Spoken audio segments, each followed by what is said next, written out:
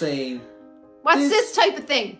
Sorry, yes, that's right. I should explain that a little bit better. Doing YouTube channel, doing videos, doing these chats, ever since we started doing them in the last while, I won't say exactly how long, we did lives and a lot of that stuff. I don't like it. It's not. And what I said to you is that this is not, it doesn't feel like I chose this. Sometimes it feels like doing this stuff, like something chooses you. It's not you choosing something. It seems like sometimes something is choosing you. If you're listening to your internal voice, or if you're listening to certain things that are going on inside of you, I don't know if that's the right way to say it, there's always a conversation going on. There's always something. There's always a motivation behind what you're up to or what you're doing, right? So I think, I say it like this because I heard this explained this way before too. There's a spirit to everything, pretty much, almost everything. So it's a spirit, the spirit of something. What's an example of that? Someone could use that term like this. Oh, the spirit of meanness. Or the spirit of brotherhood, or the spirit of marriage. So I think doing this, for me personally, is just my personal opinion, and that was the conversation started. I said, this is not what I would choose to be doing. I was never an extrovert, really, right? No. And I don't know. For the most part, just leave people alone. I don't want to be implanting any thoughts or trying to mold what other people are at and stuff. But it feels like this is choosing me more so than I am choosing it. And then something internally starts to stir you and say, look, at least just try and see if you can verbalize, explain, or even just be open to a chat, or just be open to criticism, let's say, or just be open, right? I guess maybe that's the spirit of this, is maybe something that was nagging at me for a long, long time, for years and years, probably ever since I'm very young, is just like open up a bit, right? Just open it up instead of trying to be closed and to yourself and more of an introvert and thinking about all these types of things. So the spirit of sharing is caring. Perhaps. Listen, there's sometimes that the spirit of sharing is I'm miserable and I want you to be miserable too. Yeah, so but that's not what you're up to. No, that's not what I'm up to. I'm saying you personally, Russell. Well, okay. I'll tell you this though. The truth is though, because it's more something going on internal in me that is going on. So the spirit of sharing, let's say, or the spirit of me getting on here and having some of these chats and basically just recording and shooting out some of the chats that I've had with you and some of the questions and some of the stuff that I think about when we have chats about. The spirit of that is that the spirit of that is it's getting to a point now, and I felt this a few times when I was younger, but I always suppress it. But I think it's getting a bit out of control, man. I think people in general are getting it's getting really, really wild, right? And which is always considered a negative feeling or a negative spirit, is a spirit of fear.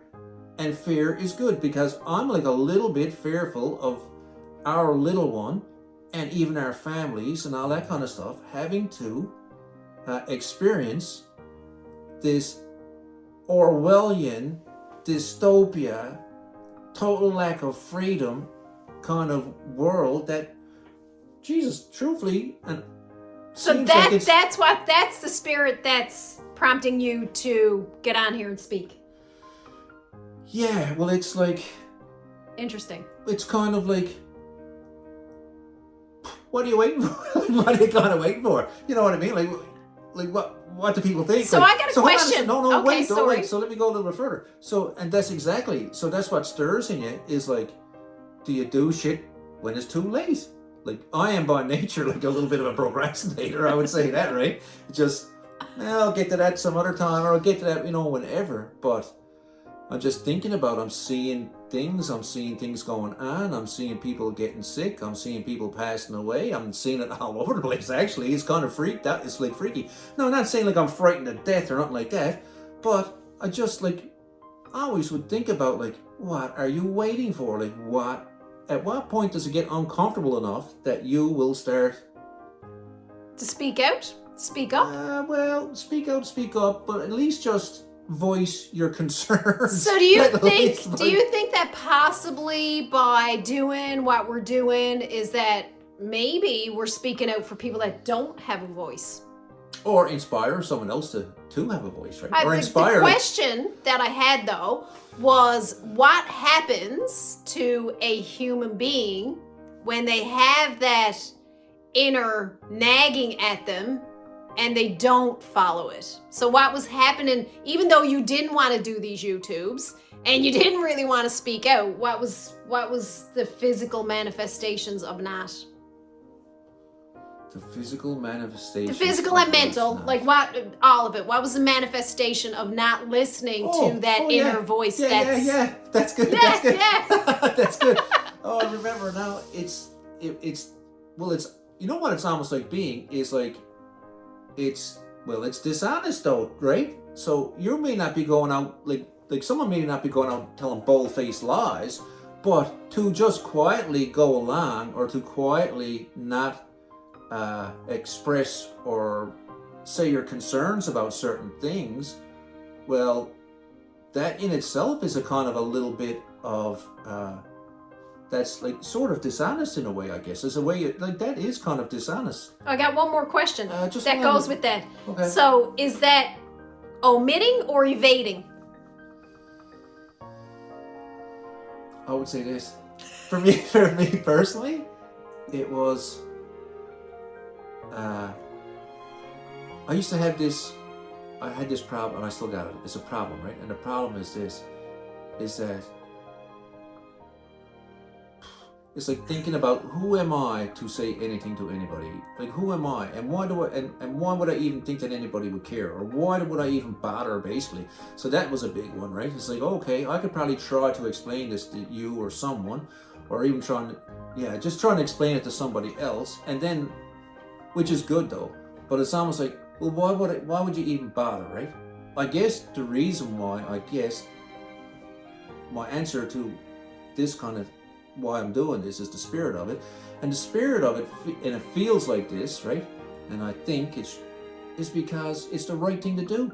It feels right. It feels like, it may not be the most comfortable thing to do, I can guarantee you that, and it's not like something I personally wanted to be at, but it just, as shitty as it feels, and as tough as it is, and as difficult as it is to try to verbalize and get this stuff out, articulate, right? Because you can understand stuff, but you can understand stuff and actually expressing it and being able to tell somebody else is a totally different thing, right? It just feels right. It feels like the right thing to try to do. It feels right. So even though that, when nagging at you that, I should probably speak out, it's not what you want to do, but you're going to do it because it feels right. And so I think that feeling, if you wanted to break down some of the reasons why we don't do things, that's a self-sabotage, limiting belief, right? That, I don't want to do it, it doesn't feel right, why would someone want to listen to me? And if you could just step out of that and say, okay, this thing is nagging me inside and I got to do it. And once you start doing it, it's actually not that bad. I got to do it. No, it's bad. No, you can't say that.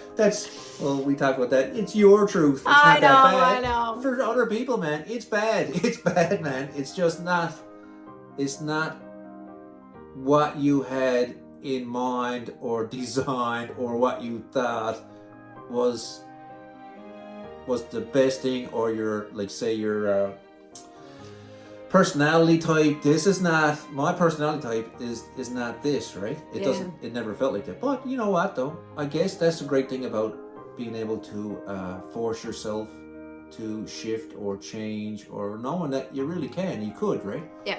So yeah. So the spirit of what is leading you In the back is a little bit of fear because we have a 9-year-old and, we're concerned. We're concerned about the future. We're concerned about freedom of speech, freedom of movement, freedom all around.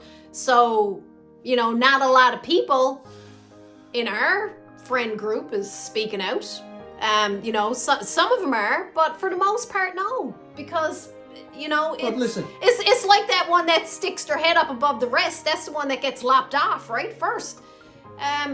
It's difficult. But if you don't honor what is going on inside, then you actually start to suffer. You suffer. Well, you will suffer.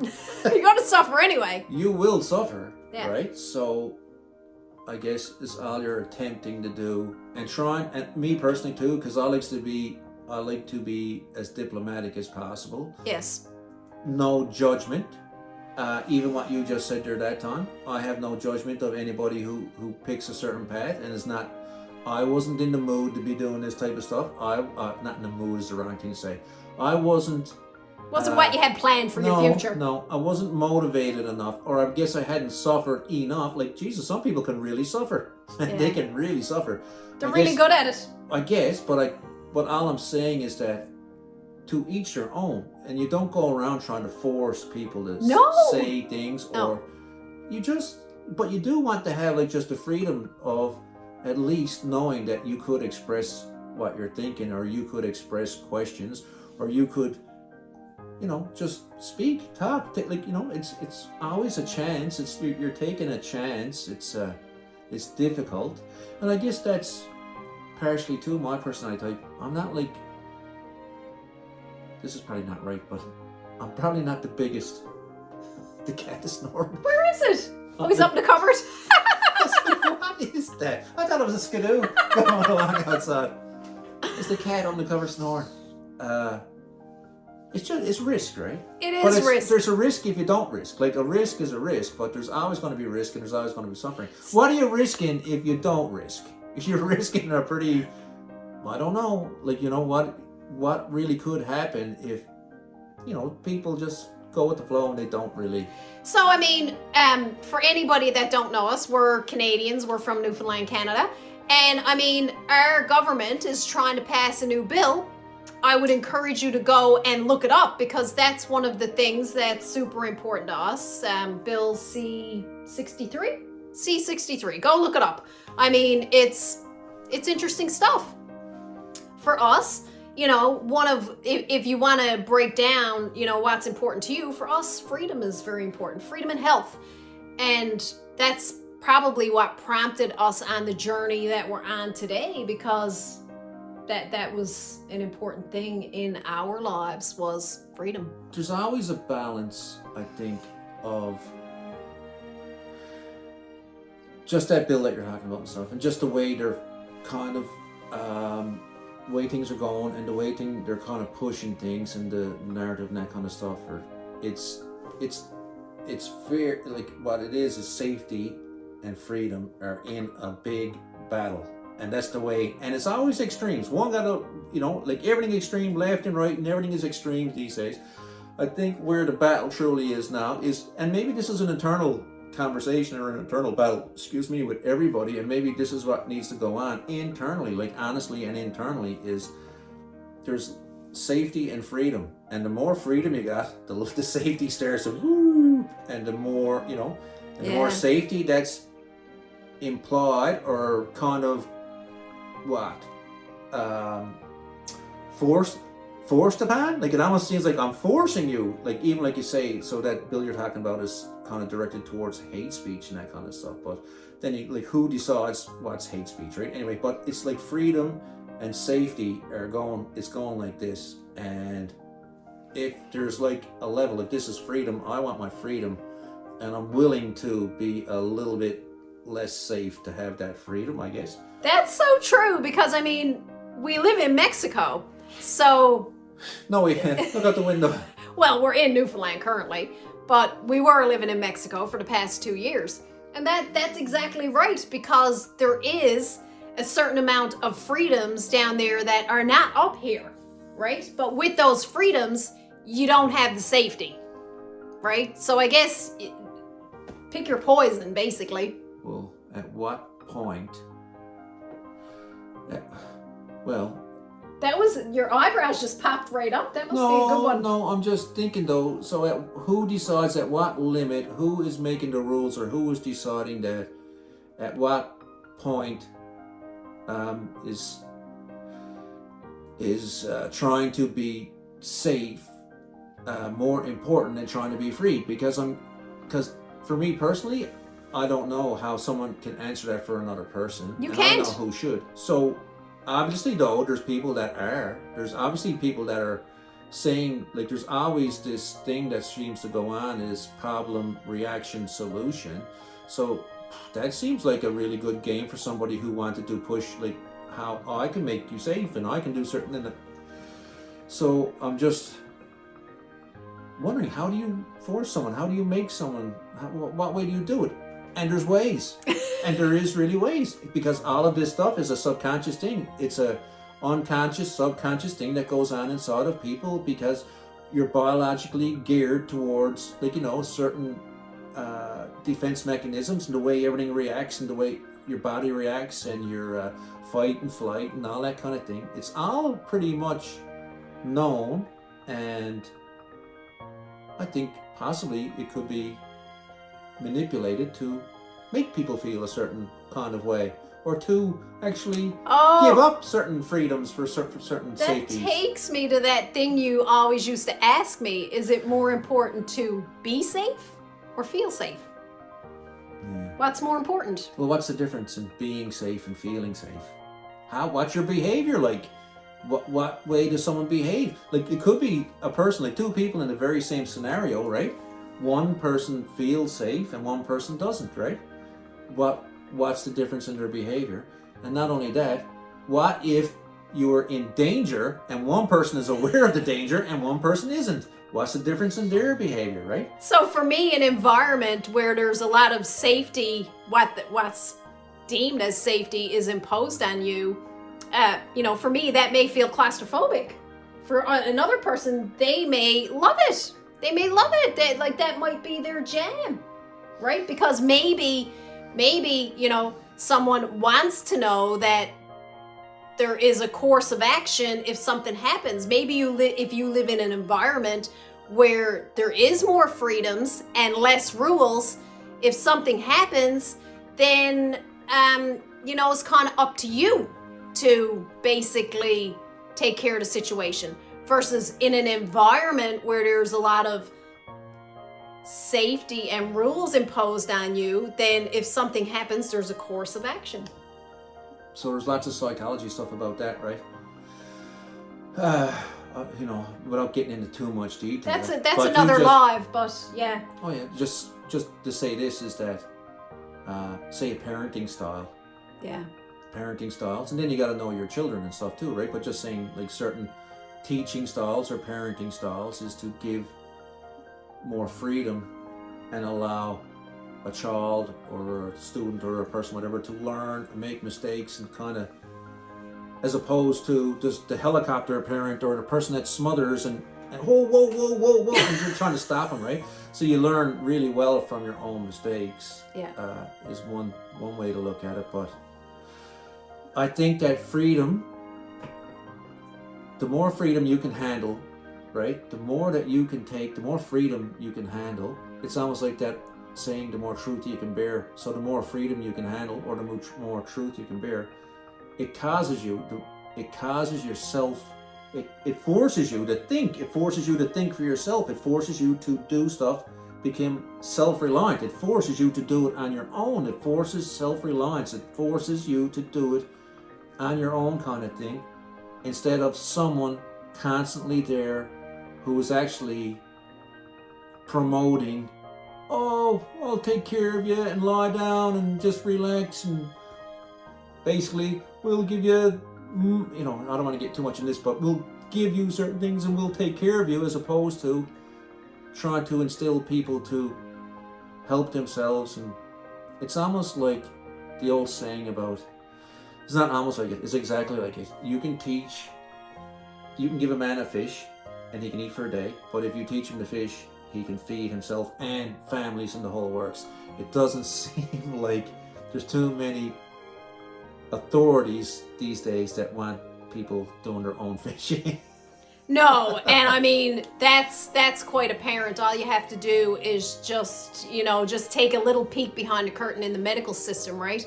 I mean, a very high percentage of people that take blood pressure medication or different things like that, it could be corrected by your lifestyle, the food you're Diet, eating, yeah. the things that you're doing, right? Exercise, and a lot of times it's not, but it comes down to each individual. I mean, for me, myself, I like to ask questions. I like to dig below the surface. I like to find out what's going on. If there's something that I can do to, try to correct my health or better myself, then, I want to do that. But I'm also not perfect either. There's lots of times where I don't want to do it. And I get it. I understand why people drop the ball sometimes, because it's life and adversity and things are happening, and it's just like, God, life is hard, and now I got to do this if I want to be healthy, and I have to eliminate that, which I really, really like, and so I get it. I get why people do what they do. I guess it's all about comfort, right? Some people don't like being uncomfortable, but life is uncomfortable. Life is adversity, right? It's constant. It's never going away. You have to learn to go with the flow of adversity. That's what I've discovered. The only time I was ever comfortable was when I was abusing a substance, and I could get really friggin' comfortable, but the next day when I woke up, it was a lot of discomfort. But I think that's a big part of society, right? I know living life sober there's a lot of discomfort. It's constant. Comfortably numb. Yeah. I've become comfortably numb. I've become comfortably numb with the discomfort and adversity. Well, I don't know about all I that. don't know, but anyway, I mean, I'm just thinking about the song, comfortably numb. that's true though, right? And life is hard, right? But you get to choose every day. I mean, you get to be joyfully living in, your hardships or not. That's really funny. Well, No, nothing. Just saying life is hard and then bust out laughing. It's funny because it's true. Is that what it is, Seinfeld? I guess so. Yeah, maybe. I guess so.